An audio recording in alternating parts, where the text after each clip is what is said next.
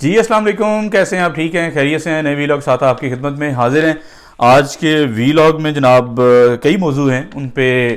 بات کریں گے، لیکن مختصر کر کے بات کریں گے۔ اس میں جناب بات کریں گے یہ جو الیکشن ہوئے ہیں سپریم کورٹ بار ایسوسی ایشن کے، اس حوالے سے آپ سے بات کریں گے۔ پھر ترمیم پہ یہ جو آئینی ترمیم ہوئی ہے 26ویں، اس پہ اتنا شور اور رونا دھونا جو P M L N Peoples Party کی طرف سے ہے یا ان کے چاہنے والوں کی طرف سے، یہ کیوں ہے، اس کے پیچھے کیا وجہ ہے۔ پھر ٹریبیونل جو پنجاب میں بالخصوص الیکشن ٹریبیونل جن کا فیصلہ قاضی صاحب جاتے ہوئے کر کے گئے ہیں، اس کو بھی چیلنج کر دیا گیا ہے۔ اس کے ممکنہ کیا اثرات ہو سکتے ہیں۔ پھر آپ کو بتائیں گے کہ سینئر ترین جج جو ہیں سپریم کورٹ میں منصور علی شاہ صاحب، ان کی ایک ویڈیو وائرل ہے اس وقت، اور بڑے بڑے نامور صحافی بھی اس کو ٹویٹ کر رہے ہیں، اس کی حقیقت بھی آپ کے سامنے رکھیں گے۔ پھر آپ کو بتائیں گے کہ اعزاز سید پاکستان کے نامور تحقیقاتی صحافی جیو ٹی وی کے ساتھ وابستہ ہیں آج کل، ان کی گاڑی سے ڈیوائس نکلی ہے جو جاسوسی کا ایک آلہ ہے، وہ نکلا ہے، اس کے متعلق بھی آپ سے بات کریں گے۔ پھر ایمان مزاری اور ان کے جو شوہر ہیں خادی، یہ دونوں نامور وکیل بھی ہیں، ہیومن رائٹس ایکٹیوسٹ بھی ہیں، اور بہت سے لوگوں کو کیس بغیر فیس کے بھی یہ کنٹیسٹ کرتے ہیں کورٹس میں، تو ان کو گرفتار کیا کل اسلام آباد پولیس نے۔ اس کے متعلق بھی آپ کو اپڈیٹ کریں گے کہ آج عدالت میں کیا ہوا۔ تو سب سے پہلے بات کرتے ہیں یہ جو سپریم کورٹ بار ایسوسی ایشن کے سالانہ انتخابات ہوئے ہیں آج پاکستان میں، یہ بڑے سگنیفیکنٹ تھے، اور ان کا اس لیے بھی یہ انتخابات اہمیت کے حامل تھے کہ جو بھی کمپوزیشن اب جا کے ہونی ہے ان سپریم کورٹ بار، کیونکہ بڑی میٹر کرتی ہے، اور جو بھی گروپ آئے گا وہ یقینی طور پہ جو گورنمنٹ کے اقدامات ہیں وہ اگر تو یہ گروپ جو بھی جیت کے آتا ہے وہ اگر پرو گورنمنٹ ہوگا تو وہ ظاہر ڈومینیٹ کرے گا، وہ کوشش کرے گا کہ ان کے اقدامات کو سراہا بھی جائے اور ان پہ لیٹیگیشن بھی جو ہے وہ کم سے کم ہو۔ اگر اینٹائی گورنمنٹ گروپ جیت کے آ جاتا ہے تو پھر ظاہر ہے پھر بہت زیادہ مسائل گورنمنٹ کے لیے بھی فیس ہو سکتے ہیں، کیونکہ یہ سپریم کورٹ بار جو ہے یہ ہائیسٹ باڈی ہے پاکستان بار کونسل کے بعد۔ یہ جو وکیلوں کی تنظیم ہے یہ سپریم کورٹ بار ایسوسی ایشن، تو اس حوالے سے یہ انتخاب بڑا اہمیت کا حامل تھا، اور اب تک کی جو اطلاعات آ رہی ہیں، اب تک کے جو نتائج کے مطابق، وہ انڈیپینڈنٹ گروپ جو ہے اس نے انتخاب کا یہ جو مارکہ ہے وہ سر انجام دیا ہے، اور ان کے جو امیدوار تھے صدارتی امیدوار میاں رؤوف عطا، وہ ابھی تک کی اطلاعات کے مطابق وہ جیتنے میں کامیاب ہو گئے ہیں، اور یہ بہت بڑا جھٹکا ہے پی ٹی آئی کے لیے، اور ان کے جو حامی وکلاء گروپ تھا، پروفیشنل گروپ جس کو حامد خان صاحب لیڈ کرتے ہیں، یہ ان کے لیے ایک بڑی ناکامی اور بڑا جھٹکا یقینی طور پر تصور ہوگا۔ یہ جو انڈیپینڈنٹ گروپ ہے اس کو جو آپ وزیر قانون ہیں اعظم نذیر تارڑ صاحب اور احسن بھون، یہ اس گروپ کو لیڈ کرتے ہیں انڈیپینڈنٹ گروپ کو، اور یہ آسمہ جہانگیر گروپ کے نام سے بھی جانا جاتا ہے۔ تو پہلی بات تو یہ ہے کہ بہت سے لوگ یہ اسیس کر رہے تھے کہ یہ آسمہ جہانگیر گروپ یا اعظم نذیر تارڑ یا احسن بھون گروپ جو ہے یہی جیتے گا۔ اس کی وجہ یہ ہے کہ حالیہ چند مہینوں پہلے یہ ہوا کچھ یوں کہ چند مہینے پہلے سپریم کورٹ بار ایسوسی ایشن اور ڈیفنس ہاؤسنگ اتھارٹی جو ہے اسلام آباد کی، اس کے درمیان ایک معاہدہ ہوا جس میں جو سپریم کورٹ بار ایسوسی ایشن کی جو ہاؤسنگ سوسائٹی ہے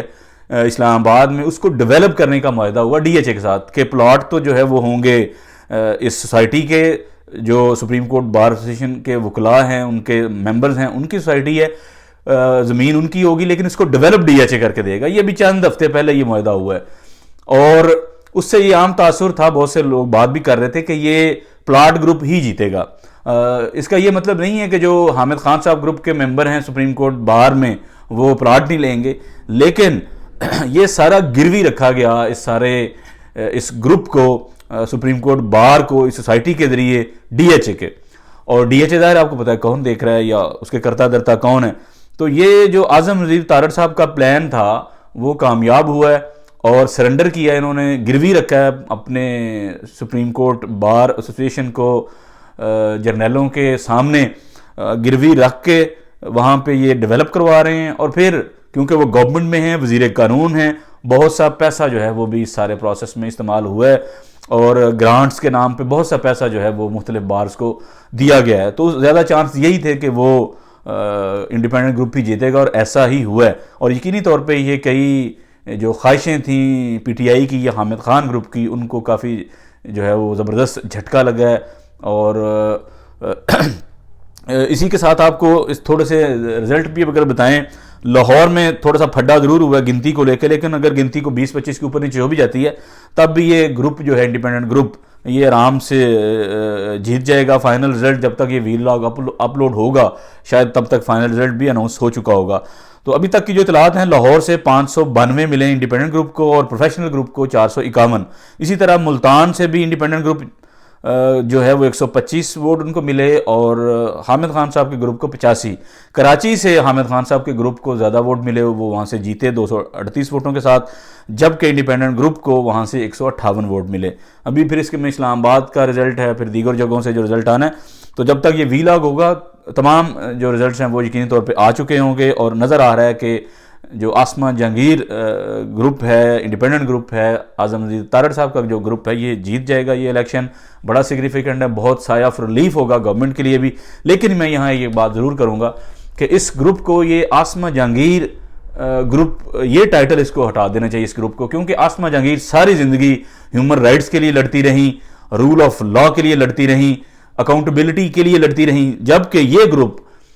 جو اعظم نذیر تارڑ صاحب ہیں، ان کی نگرانی میں کیا کچھ نہیں ہوا پاکستان میں. ان کی نگرانی میں یہ وزیر قانون ہے، اور ان کے ناک کے نیچے جو کچھ ہو رہا ہے پاکستان میں، جس طریقے سے توڑ پھوڑ ہوئی، جس طریقے سے لوگوں کو جبری طور پہ اغوا کیا گیا، تشدد کیا گیا، مارا گیا، الیکشن پہ ڈاکہ ڈالا گیا، لوگوں کے گھروں میں گھس کے چھوٹے چھوٹے بچوں تک کو اغوا کیا گیا، خواتین کو اغوا کیا گیا، چادر اور چار دیواری کے تقدس کو پامال کیا گیا، پھر اس کے بعد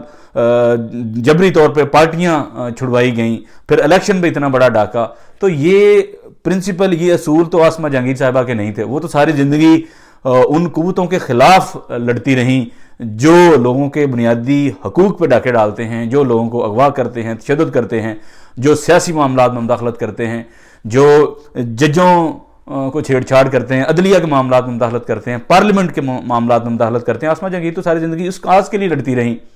تو جبکہ یہ گروپ خود کو آسمہ جہانگیر گروپ کہتا ہے، تو تھوڑی سی شرم اگر ہے اعظم نذیر تارڑ صاحب میں اور احسن بھون صاحب میں، تو ان کو فوری طور پہ پہلے تو سب سے اس گروپ سے آسمہ جہانگیر گروپ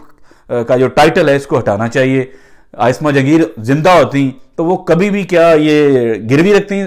اس سارے گروپ کو جرنیلوں کے سامنے، ڈی ایچ اے کے ساتھ معاہدہ کرتی وہ کہ آپ ہمیں ڈیولپ کر کے دیں ہماری سوسائٹی کو. تو تھوڑی سی اگر شرم ہے اعظم نذیر تارڑ میں اور احسن بھون میں، تو فوری طور پہ ان کو اس آسمہ جہانگیر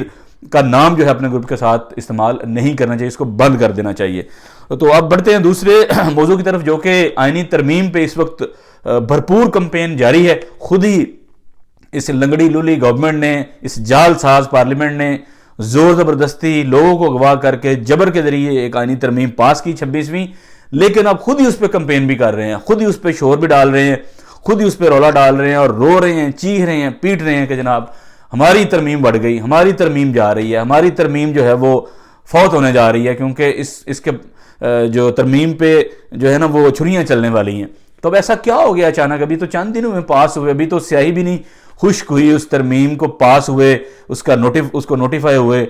اور آپ رونا دھونا شروع کر دیا. دوسرا جو چیف جسٹس آپ نے نامینیٹ کی اسی آئینی ترمیم کے نتیجے میں، جیسے یحییٰ فریدی، ان کے حوالے سے بھی ابھی سے خدشات کا اظہار آپ نے شروع کر دیا کرنا. تو کیا بنے گا آپ کا بھائی جان؟ ابھی تو پارٹی شروع ہوئی ہے. ایک تو یہ ترمیم ظاہر ہے کیونکہ 27ویں بھی لانے کی کوشش ہو رہی ہے، اس پہ بھی کام شروع ہوا ہے. تو وہ کہہ رہے ہیں کہ جناب 27ویں کیا لانی ہے، 26ویں تو پہلے بچا لیں. تو بالکل 26ویں ترمیم کو بڑے خدشات لاحق ہیں. اس کو ICU میں پہلے سے ہی داخل جو ہے وہ کروا دیا گیا ہے، اور اس کے بچنے کے چانس 26ویں ترمیم کے بہت کم ہیں. یہ بالکل اپنی آہنی سانسوں پہ ہیں، کیونکہ جس طریقے سے یہ آئینی ترمیم کی گئی اور جو اس ترمیم کے نتیجے میں تباہی اور بربادی کی گئی ہے عدلیہ کے ادارے کے ساتھ، وہ سسٹینیبل نہیں ہے، وہ کبھی بھی برقرار نہیں رہ سکے گی. اس میں PTI کا یا کسی اور جماعت کا فائدہ یا نقصان والی بات نہیں ہے. یہ بنیادی طور پہ خود عدلیہ بطور ادارہ، یہ ان پہ اتنا بڑا براہ راست حملہ کیا ہے حکومت نے اس ترمیم کے نتیجے میں. تو یہ عدلیہ اپنے ادارے کو بچانے کے لیے جو متنازع شقیں ان کو اڑائے گی، یہ ہر صورت اڑیں گی، چاہے اس میں 2 ہفتے لگیں، 4 ہفتے لگیں، مہینہ لگے، 2 مہینے لگیں. لیکن یہ نہیں، نہ صرف یہ معاملہ ٹیک اپ ہوگا بلکہ یہ متنازع شقیں بھی ختم ہوں گی. یہ بالکل اس میں کوئی جو ہے وہ دور دور تک اس بات کو اس میں دو رائے نہیں ہے کہ یہ ترمیم جو ہے وہ آئینی شکیں جو متنازع شکیں ہیں ان کو ختم کیا جائے گا۔ اس کے ساتھ ساتھ جناب آپ کو بتائیں کہ ٹریبیونل جو ہیں پنجاب میں اسی پہ سب سے بڑا پھڈا پڑا تھا۔ آپ کو پتہ ہے لاہور ہائی کورٹ کے جو چیف جسٹس ملک شہزاد احمد خان، ان کو بھی اسی لیے ایلیویٹ کر کے قاضی صاحب سپریم کورٹ لے گئے تاکہ وہ جو پھڈا پڑا ہوا تھا الیکشن ٹریبیونل کا آزاد ججز کو وہاں پہ لگانے کا کہ وہ فارم 45 اور 47 کے معاملات دیکھیں، وہ ریگنگ کے معاملات دیکھیں، تو قاضی صاحب نے چالاکی سے ان کو ایلیویٹ کر کے سپریم کورٹ لے گئے، اور وہ بھی ظاہر طاقتور اسٹیبلشمنٹ کے آشیرواد سے ہی سارا کچھ ہوا ہوگا۔ تو وہ قاضی صاحب نے پھر ٹھپا بھی لگا دیا۔ اب 3 جو ہیں وہ ہائی کورٹ کے سرونگ ججز ہوں گے، اور باقی ٹریبیونل جو 3 ہیں پنجاب میں وہ ریٹائرڈ ججز کے طور پہ 3 یا 4 ہیں، وہ ریٹائرڈ ججز وہاں پہ تعینات کرنے کے لیے راستہ بنایا گیا، الیکشن ایکٹ میں امینڈمنٹ کر کے پھر سپریم کورٹ سے بھی ٹھپا لگوایا گیا، تو اس کو چیلنج کر دیا گیا ہے۔ یہ بڑا سگنیفیکنٹ کیس ہوگا، دیکھنے لائق ہوگا کہ سپریم کورٹ یہاں پہ تو ظاہر ہے کوئی آئینی تشریح کا معاملہ اس طرح سے نہیں ہے، سپریم کورٹ اگر اس اپیل کو سنتی ہے، کوئی لارجر بینچ بنتا ہے تو دیکھنا پڑے گا کہ اس پہ سپریم کورٹ اپنی کیا رائے دیتی ہے، کیا فیصلہ دیتی ہے، کیونکہ اگر آزاد ٹریبیونل انڈیپینڈنٹ طریقے سے کام کرنا شروع ہو گئے تو 1-2 ہی صرف رزلٹ ایویلیویٹ ہونے کی ضرورت ہے، یہ سارا الیکشن دھڑام سے جو ہے وہ نیچے جا گرے گا۔ اس کے ساتھ آپ کو بتائیں منصور علی شاہ صاحب کے حوالے سے ایک ویڈیو وائرل ہے اس وقت سوشل میڈیا پہ، اور پاکستان کے بڑے نامور صحافی بھی اس کو جناب ٹویٹ کر رہے ہیں، ری ٹویٹ بھی کر رہے ہیں، اس میں چاہے سید طلعت حسین صاحب ہوں، وہ بھی حالانکہ وہ فیک نیوز کے متعلق بڑے لیکچر دیتے رہتے ہیں جناب اپنے پروگرام میں بھی، وی لاگ میں بھی، لیکن ان کو خود اس ویڈیو کے متعلق پہلے جانچ تو کر لینی چاہیے تھی، کچھ سوال تو اٹھانے چاہیے تھے، کیا وہ ویڈیو فیک ہے یا وہ ویڈیو اوریجنل ہے، جینوائن ہے، کیونکہ اس ویڈیو میں دکھایا جا رہا ہے کہ منصور علی شاہ صاحب کھڑے ہیں اپنے بیڈ روم میں، نظر آ رہا ہے 2 بیڈ وہاں پہ لگے ہوئے ہیں، منصور علی شاہ صاحب وہاں پہ کھڑے ہیں اور کوئی ویڈیو بنا رہا ہے کوئی بندہ ان کی، اور ایک بندہ اور بھی وہاں پہ اس کمرے میں ساتھ کھڑا ہے۔ تو شاہ صاحب کیسے ایکسیس اپنے چاہنے والوں کو اس حد تک دے سکتے ہیں کہ بیڈ روم میں گھس جائیں اور ویڈیو بناتے رہیں؟ It's a bullshit. وہ نیکڈ آئی سے نظر آ رہا ہے کہ فیبریکیٹڈ ہے، فیک ہے، اے آئی جنریٹڈ ہے، لیکن اس کے باوجود طلعت حسین جیسے اتنے جو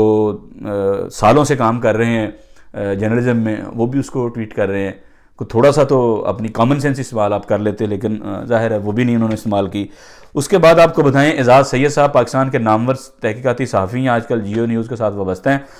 ان کی گاڑی سے جناب ڈیوائس نکلی ہے، ایک جاسوسی آلہ نکلا ہے، اور آپ اندازہ کریں کہ یہ پاکستان کے صحافیوں کے ساتھ یہ کیا کرنا چاہتے ہیں۔ اور جاسوسی آپ کے پاس اور بھی اتنے ٹولز ہیں، آپ لوگوں کی موبائل ریکارڈنگ کرتے ہیں، لوگوں کی آپ آڈیو شیڈیو بھی ریکارڈ کرتے ہیں، لوگوں کے ویڈیوز وغیرہ آپ ریکارڈ کرتے ہیں، ایون ججز کے بیڈ روم تک آپ نے کیمرے لگائے ہوئے ہیں، صحافیوں کی گاڑیوں پہ بھی آپ نے آلے جو ٹھوکے ہوئے ہیں۔ تو آپ کرنا کیا چاہتے ہیں اس ملک میں؟ اس ملک کو کیسے آپ دیکھنا چاہتے ہیں کہ ایک ملک کس طریقے سے آگے چلے؟ صحافیوں کی تو جان آپ چھوڑ دیں، انڈیپینڈنٹ طریقے سے کام کر رہے ہیں جو لوگ، ان کو تو انڈیپینڈنٹ طریقے سے آپ کام کرنے دیں۔ گاڑیوں میں آپ ڈیوائسیں لگا رہے ہیں اور پھر اتنے بھونڈے طریقے سے وہ آرام سے پکڑی بھی جائے، تو کوئی تھوڑی سی اس پہ اعزاز سید اور آصف بشیر چوہدری صاحب نے بھی اپنے وی لاگ میں بھی ذکر کیا کہ تھوڑی سی آپ اپنی قابلیت بھی دکھائیں کہ اگر ڈیوائس آپ نے لگانی بھی تو اس طریقے سے تو لگائیں کم سے کم پتہ تو نہ چلے، پکڑی تو نہ جائے۔ اتنے نلائق ہیں آپ، ڈفر ہیں آپ، یہ الفاظ انہوں نے استعمال کیے، میں نے نہیں کیے، کہ اتنے نلائق اور ڈفر ہیں آپ کہ آپ کو یہ بھی نہیں پتا کہ آپ نے کس طریقے سے اسپائنگ کرنی ہے، کس طریقے سے یہ خفیہ ڈیوائسز لگانی ہیں۔ تو یہ تو بڑا مسئلہ ہے۔ آپ کو جو انٹیلیجنس کے شارٹ کورس کرنے چاہیے، کچھ امپروومنٹ کرنی چاہیے اپنی تکنیک کی، اپنی جو ٹیکٹکس ہیں ان کی، تاکہ بہتر آپ کی پرفارمنس ہو۔ پورا مذاق آپ دنیا میں بنوا رہے ہیں کہ یہ ہمارے انٹیلیجنس کے حالات ہیں، اتنا بجٹ ہے آپ کے پاس، اتنے ریسورسز ہیں آپ کے پاس، لیکن کارکردگی آپ کی بالکل زیرو۔ تو اس کے بعد پروگرام کے سب سے آخر میں بات کریں گے پاکستان کی جو نامور خاتون ایڈوکیٹ ہیں، ہیومن رائٹ ایکٹیوسٹ ہیں، ایمان مزاری صاحبہ، اور ان کے شوہر ہادی وہ بھی وکیل ہیں۔ ان دونوں میاں بیوی کو گرفتار کیا گیا۔ یہ اس وقت اس واقعے کے نتیجے میں ان کو گرفتار کیا گیا اسلام آباد پولیس کی طرف سے، جب انگلینڈ کی ٹیم ٹیسٹ میچ کھیلنے کے لیے ہوٹل سے پنڈی اسٹیڈیم جا رہی تھی، تو ناکہ لگا ہوا تھا، انہوں نے کورٹ پہنچنا تھا، ان کا کوئی کیس تھا، وہاں ان کو دیر ہو رہی تھی، انہوں نے ناکہ توڑ تاڑ کے تو وہاں سے وہ نکلے عدالت جانے کے لیے۔ تو اس جرم کی پاداش میں ان پہ دہشت گردی کا جو ہے وہ پرچہ درج کیا گیا، ان کو کل گرفتار کیا گیا اور آج ان کا 3 روز کا ریمانڈ بھی لیا گیا۔ تو یہ کتنی باعث شرم کی بات ہے کہ جو اسلام آباد پولیس ہے، آج کے ہی روز صرف 4 بینکوں میں ڈکیٹیاں ہوئی ہیں، اور کتنے لوگوں کو وہاں پہ گولیاں ماری ہیں ڈاکوؤں نے، بدماشوں نے، اور بینکوں سے پیسے لوٹ کے فرار ہوئے ہیں. تو وہاں تو آپ کی توجہ نہیں ہے ڈاکوؤں پہ، بدماشوں پہ، رازنوں پہ، لیکن آپ جو انسانی حقوق کے لیے کام کرنے والے لوگ ہیں ان کے لیے آپ دہشت گردی کے پرچے کاٹ رہے ہیں، ان کو آپ گرفتار کر رہے ہیں، آپ کا سارا فوکس انرجی ان پہ ہے. کچھ شرم کریں آپ. یہ ایمان مداری صاحبہ، تو آپ دیکھیں کہ جو وکلاء تھے یہ ایسے مطلب انہوں نے کیسز ابھی تک کنٹیسٹ کیے ہیں کہ جو لوگ جو سائل ہیں وہ فیس بھی جمع نہیں کروا سکتے، یہ خود سے سارا خرچہ کر کے تو جاتی ہیں جا کے تو ان کے کیس کنٹیسٹ کرتی ہیں، چاہے وہ مہرنگ بلوچ ہوں، ان کے کیسز وغیرہ بھی یہ دیکھ رہی ہیں. اس کے علاوہ بہت سے ایسے لوگ، بڑے آرڈنری لوگ جو پیسے دینے کے قابل نہیں ہیں، جن کے پاس اتنی مالی حیثیت نہیں ہے کہ وہ وکلاء کی فیس ادا کر سکیں، ان کے کیسز بھی یہ کنٹیسٹ کرتی ہیں. میرے ساتھ بھی کھڑی رہیں، میرے کیس میں بھی بڑا انہوں نے سپورٹ کیا، اور مجھے بھی انہوں نے کہا کہ میں آپ کے لیے بھی آپ کو یہاں پہ کنٹیسٹ کر سکتی ہوں، لیکن کیونکہ میرے وکیل آلریڈی میاں علی شفاق وہ سارے معاملات کو دیکھ رہے تھے، تو کوئی شرم ہونی چاہیے اداروں میں. ایمن درانی کا کیس وہ بھی ایمان مداری صاحبہ دیکھ رہی تھی جب ان کو بھی ہمارے والے کیس میں ہی ان کو اشتہاری ڈکلیئر کیا گیا. تو یہ بڑے شرم کی بات ہے، بڑے افسوس کا مقام ہے کہ انسانی حقوق کے لیے کام کرنے والے لوگوں پہ زمین جو ہے وہ آپ نے تنگ کر دی ہے، ان کو آپ انڈیپینڈنٹلی کام بھی نہیں کرنے دے رہے. ہراسمنٹ ہے بنیادی طور پہ یہ کہ آپ اس طرح کے لوگوں کو پکڑ کے ان کو جیلوں میں ڈالیں اور ان پہ دہشت گردی کے مقدمے جو ہے وہ آپ درج کریں. اگلے ویلاگ تک اجازت دیں. اللہ حافظ.